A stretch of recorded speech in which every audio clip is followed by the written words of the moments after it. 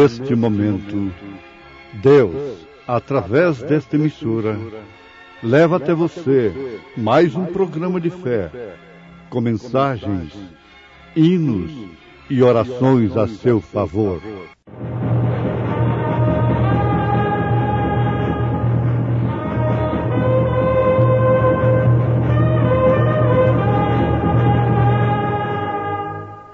Fé para vencer.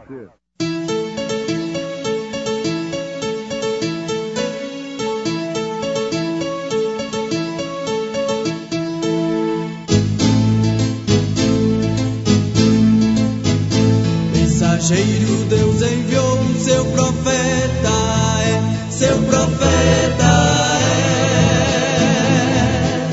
é. Este som de alarido retumbando está, retumbando está. E as águias de Deus já voando estão, já voando estão. William Branham foi seu nome e Deus foi com ele, e Deus foi com ele. E a coluna de fogo sempre lhe seguiu, sempre lhe seguiu. A palavra ele pregou, a palavra ele pregou. Com fidelidade, com fidelidade. Assim toda árvore boa produz bons frutos, e toda árvore má produz frutos maus. Não pode a árvore boa dar maus frutos, nem a árvore má dar frutos bons. Toda árvore que não dá bom fruto, corta-se e lança-se no fogo. Portanto, pelos seus frutos os conhecereis, disse Jesus.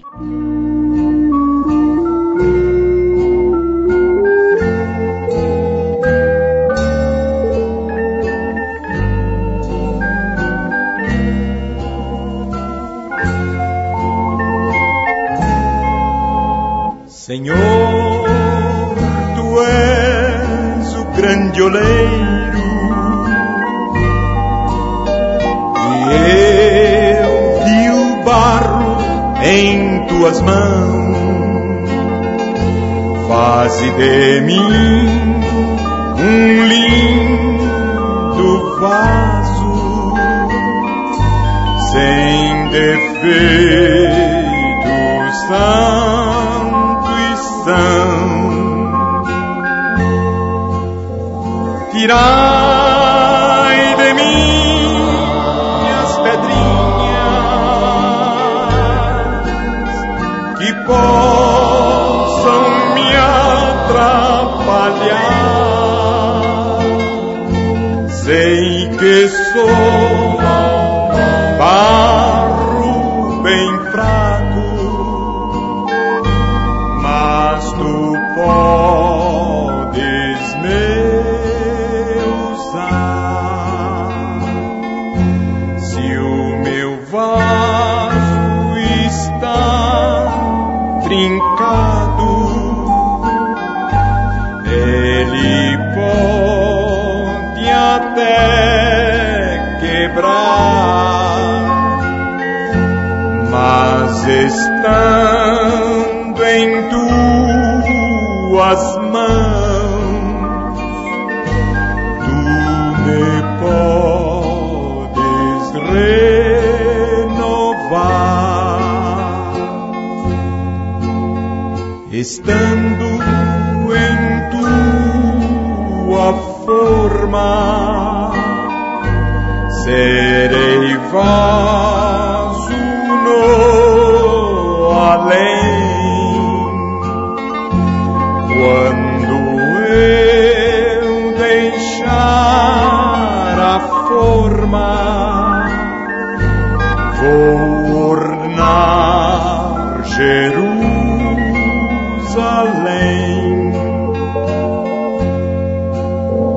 Tirai de mim as pedrinhas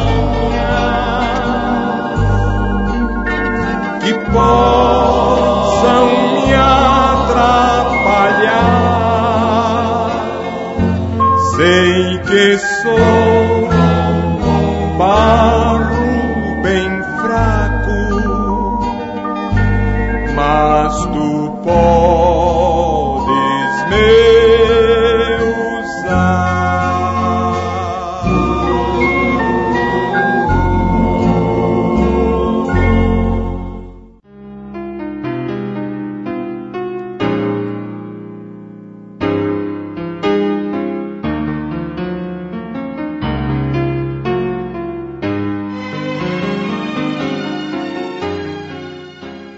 As obras mostram que a fé já tem tomado controle. Sim.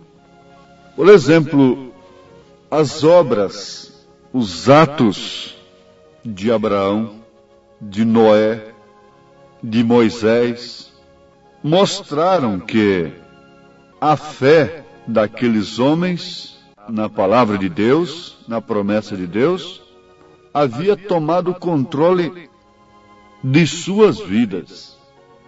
O exemplo de Abraão é tomado nas Escrituras por São Paulo a ponto de classificar a todo genuíno crente, todo verdadeiro cristão, de filho de Abraão, descendência de Abraão, aos Gálatas capítulo 3. Isto porque as obras desta gente mostram que a fé já tem tomado controle de suas vidas. Como as obras, os passos, a obediência de Abraão, a sua vida mostrou que a fé na promessa de Deus controlava o seu coração, as suas decisões, os seus passos. Passos decisivos em relação a si próprio, passos decisivos em relação a parentes, deixando toda a sua parentela. Passos decisivos, como no caso da decisão ali com Ló. Ali ele teve que dar um passo decisivo. Mesmo em relação à sua esposa, ele teve que tomar um passo decisivo. E por último, até com a própria promessa de Deus, ele destruiria o seu testemunho. Isto é, mataria o seu próprio filho. Mas todas essas atitudes, todos estes passos, estavam provando que a fé na palavra de Deus, na promessa de Deus, havia controlado a sua vida. Ó meus ouvintes, ó filhos de Deus, encaremos isto como quem necessita da verdade. Nós precisamos de conhecer a verdade como ela é, porque somente isso nos trará perfeita liberdade. Não confundam liberdade da carne, podendo se vestir, se portar da maneira que bem entende. Não confunda esse direito laodiceano, que Laodiceia quer dizer direito dos povos. Laodiceia quer dizer mulher. Laodiceia quer dizer que você pode fazer o que quiser. Mas não confunda essa liberdade da carne com a liberdade do espírito, com a liberdade espiritual. Quando nós somos livres espiritualmente falando, nós somos presos carnalmente falando. Nós ficamos presos, retidos, confinados. Isto porque a carne perde a guerra para o espírito. E quando um país perde uma guerra, ele fica escravo daquele que venceu a guerra. A Bíblia diz que aquele que é vencido se torna servo daquele que venceu. Isto é certo? O homem tem se tornado servo do cigarro, porque ele foi vencido pelo cigarro. O homem tem se tornado servo da mulher, porque ele foi vencido pela mulher. Ele foi vencido pelo sexo. O homem tem se tornado servo do dinheiro, escravo do dinheiro, porque ele foi vencido pelo dinheiro. O homem tem se tornado servo da popularidade, da política, da fama. Por quê? Ele tem se tornado servo, escravo destas coisas. Mas olhando para o homem espiritual, nós vemos um Abraão libertado de todas estas coisas. E estas coisas vindo a ele de uma maneira completamente diferente. O próprio alimento e as riquezas que ele teve chegaram a Abraão de uma maneira totalmente diferente da maneira que elas vieram ao justo Ló. Dois crentes, um obtendo as coisas pelos olhos naturais, fazendo a escolha pelos olhos naturais, e um outro crente fazendo uma escolha oposta, contrária àquela daquele que fazia escolha pelos olhos naturais. Vendo a escolha de Ló, Abraão sabia que era justamente o lado oposto que era o escolhido por Deus para ele. Vendo que o grande sistema de igrejas naturais do século tem escolhido, você logo, como filho de Abraão, entende que é justamente o lado oposto que é o rumo, a direção que Deus tem para você, filho de Abraão. Para você, filha de Abraão, que tem a sua fé como controle de sua vida. E suas obras estão mostrando que a sua fé já tem tomado controle de sua vida. Não é uma fé manufaturada. Não é uma fé esquematizada por homens. Uma fé emotiva apenas. Mas é uma coisa gerada na grande central elétrica de Deus, pelo Espírito Santo se manifestando em sua vida, não porque você é melhor do que ninguém, não porque você é diferente de ninguém. Não. O que faz a diferença é sua fé. O que faz a diferença é Deus. O que faz a diferença nos frutos das árvores é a natureza, é a espécie da semente. O que faz a diferença? Todas são árvores, todas são plantas, todas dependem da mesma terra, todas dependem do mesmo sol, todas dependem da mesma água, da mesma chuva. Todas se florescem, se rejuvenescem, se reverdecem no tempo próprio, com a mesma chuva, com a mesma estação do ano, mas uma dá um fruto e a outra dá outro fruto completamente diferente. Agora Jesus disse, em São Mateus capítulo 7, versículo 20, portanto, pelos seus frutos os conhecereis. Jesus, como também todos os profetas, não usaram uma ciência muito difícil para pregar a sua mensagem. Eles usaram a natureza, porquanto a natureza é uma Bíblia aberta. Davi disse, olhando para a natureza, os céus proclamam a glória de Deus e o firmamento anuncia as obras de suas mãos. Ora, pelas obras de Deus, você vê quem é Deus.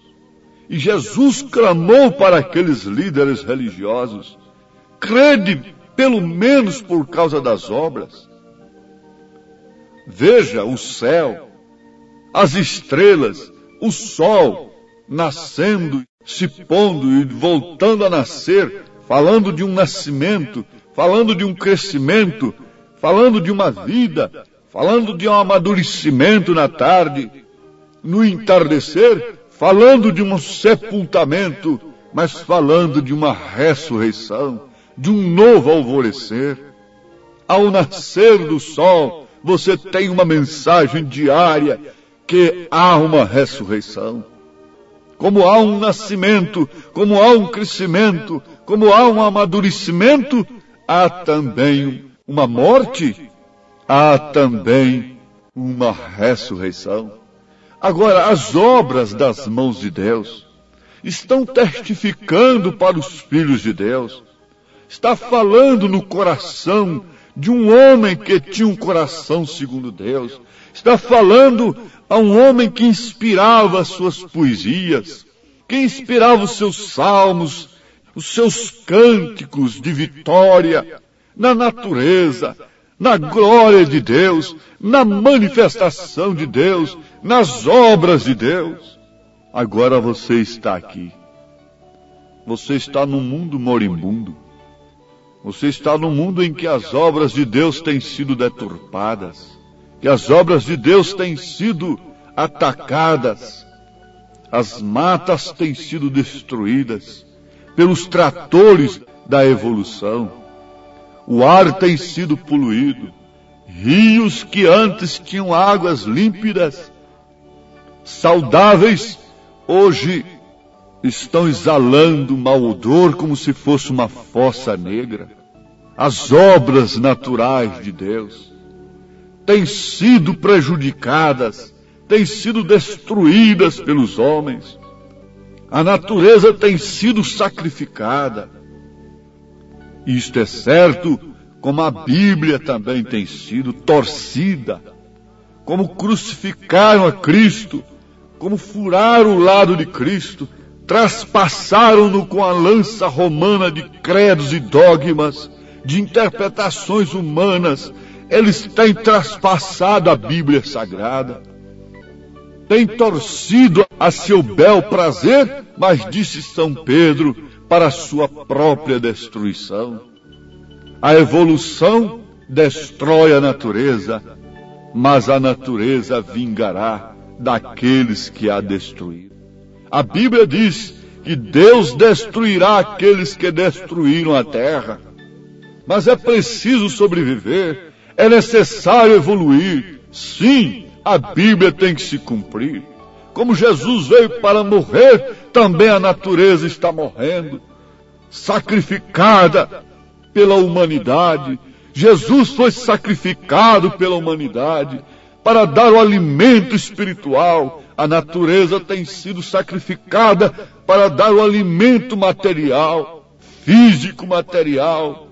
Mas fiquem sabendo vocês, que não sabendo dar valor nestas coisas, não sabendo dar valor no sacrifício de Jesus, os homens se perdem aos montões, aos milhões, tendo tudo em suas mãos para serem filhos de Deus e terem tudo sob o controle da fé, vivem sob o controle da dúvida, do intelecto, controle da ciência material, controle da incredulidade, controle dos credos, dos dogmas religiosos. Oh, como isto deveria falar profundo ao coração da igreja, e ela entender que isto é alguém lá no alto clamando, clamando, clamando. Oh, Jerusalém, quantas vezes eu quis te acolher, e chorando sobre a cidade, enquanto turistas estão embebidos, imbuídos na beleza de uma arquitetura. Lá está um profeta no alto do monte, chorando por causa das iniquidades, por causa dos adultérios, da prostituição, das mulheres casadas que estão se pervertendo, das moças que estão sendo destruídas, da fumaça, do fumo que está subindo, saindo das narinas de homens evoluídos, educados. Ali em cima está um homem chorando sobre as cidades, não imbuído, embebedado com suas luzes noturnas, com luminosos acendendo e apagando, estrelas cintilando. Mas lá está o pecado, lá estão os automóveis, lá estão as casas oficializadas nas entradas das cidades, lá estão os motéis e coisas assim, tudo oficializado pelo pecado, pela imundícia. Isso mostra, essas obras estão mostrando o que é que tem o controle da terra no presente momento. As obras dos homens, os atos dos poderes mostram quem está controlando a terra. São João não rodeou a coisa, não rodeou o toco. São João diz que quem está controlando a terra é o diabo.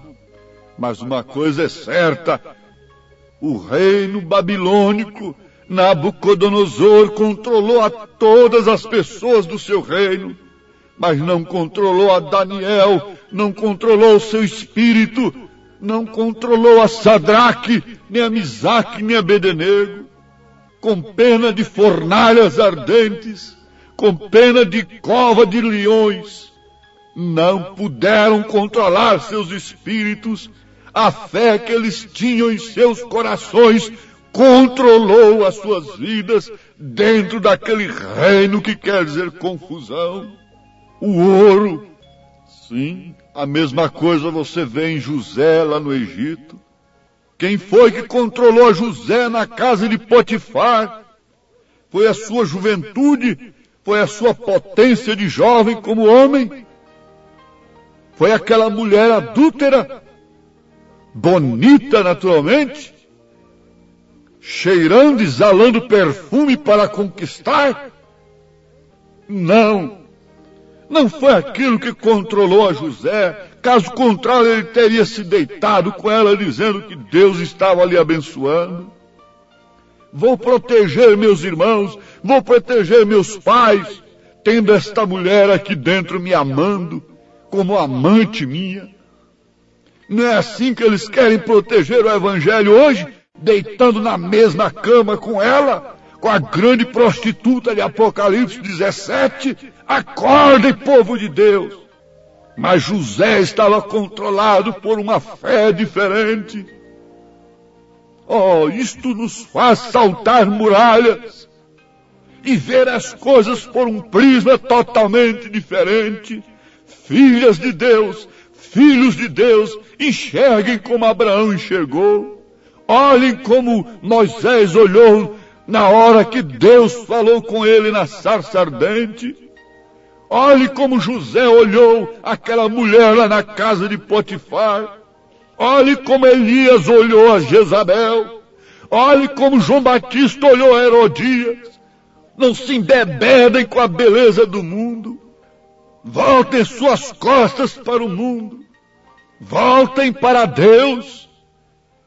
E deixem então que as obras deste povo, povo zeloso de boas obras, possam mostrar que a fé já tem tomado controle de seus corações, de suas vidas, de seus sentimentos, de seus sentidos e de todos os seus passos. Em nome do Senhor Jesus Cristo, Deus te abençoe com esta bênção tremenda da palavra do Senhor, agora, em nome de Jesus Cristo. Amém.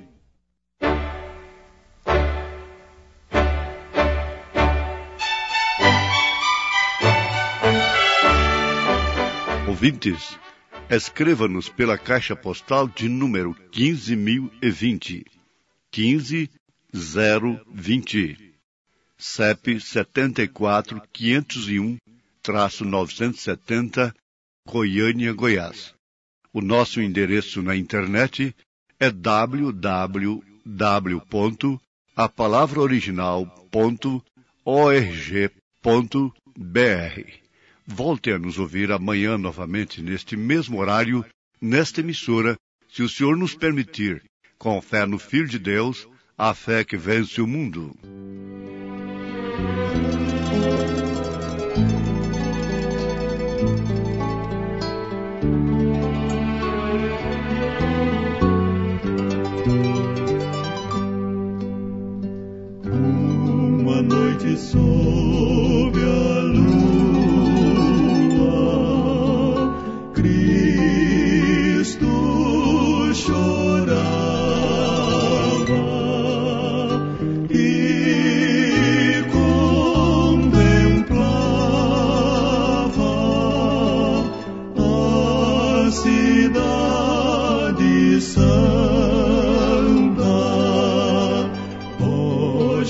Jerusalém formosa, ó tu que matas os que te envia o Pai do céu. Ó Jerusalém, Jerusalém, Santa Sião, o meu coração chora por ti. Como ao filho a ave dá o abrigo de suas asas, venho hoje dar-te salvação. Jerusalém formosa, ó tu que matas os que te envia o Pai do céu. Quando o Salvador morria na cruz cravado, ao vil perdido,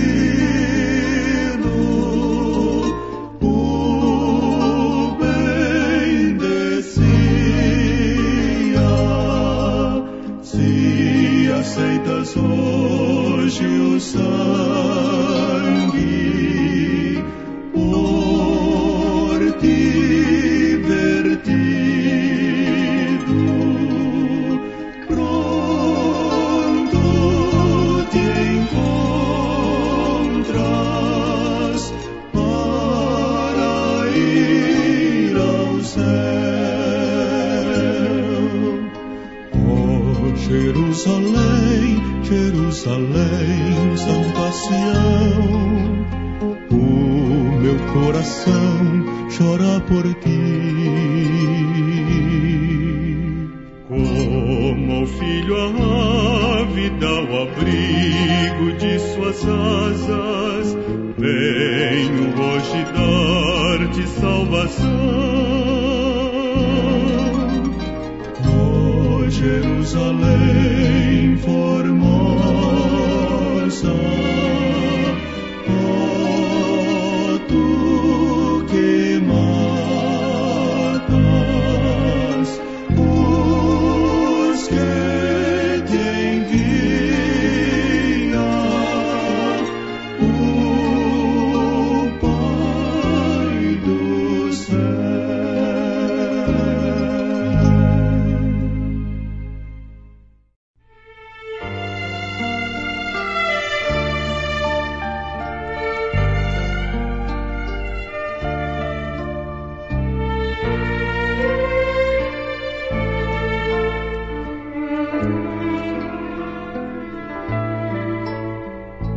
Deus amou ao mundo, Deus amou ao mundo de tal maneira que deu o seu Filho unigênito, para que todo que nele crê não pereça, para que todo que nele crê não pereça, mas tenha a vida eterna.